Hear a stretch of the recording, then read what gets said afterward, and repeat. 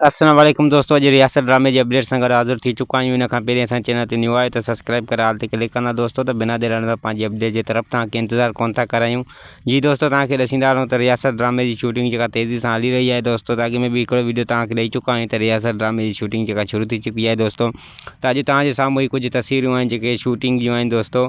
धमाकेदार शूटिंग ऐं बहितरीन अंदाज़ में जेको शूटिंग शुरू कई आहे दोस्तों हिननि ऐं रियासत ड्रामे जा किरदार तव्हां ॾिसी सघो था दोस्तों। इन तस्वीरुनि जे बदौलत ॾिसी सघो था। ऐं रियासत ड्रामो हिकु बहितरीनु ड्रामो आहे जेको तमामु जल्दी जेको शूटिंग थी तव्हांजे साम्हूं अचण वारो आहे दोस्तों। ऐं मां तव्हांखे इहो ॿुधाईंदो हलां त 2026 खां अॻु में जेको आहे त हीअ ॿई ड्रामा जेको पंहिंजा वेरी ड्रामो आहे दोस्तों।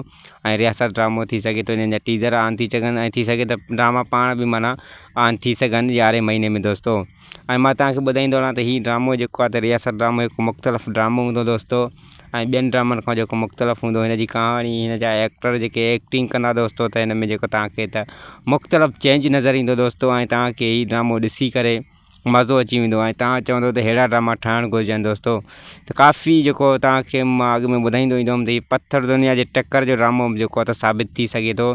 त ईअं ई आहे दोस्तों, हीअ पत्थर दुनिया जे टक्कर जो ड्रामो थींदो दोस्तों। ऐं बहितरीनु हिन में कास्ट आहे, कहाणी आहे दोस्तों, ऐं हर शइ हिन में परफेक्ट आहे। ऐं तव्हांखे जल्द जेको आहे त ॾिसण लाइ साम्हूं स्क्रीन ते मिलंदो दोस्तों। जी दोस्तों, त हीअ असांजी वधीक वीडियो ॾिसण ऐं ॿुधण लाइ सब्सक्राइब कयो असांजे चैनल खे। वरी मिलंदासीं कंहिं नेक्स्ट अपडेट सां गॾु। ख़ुदा हाफ़िज़।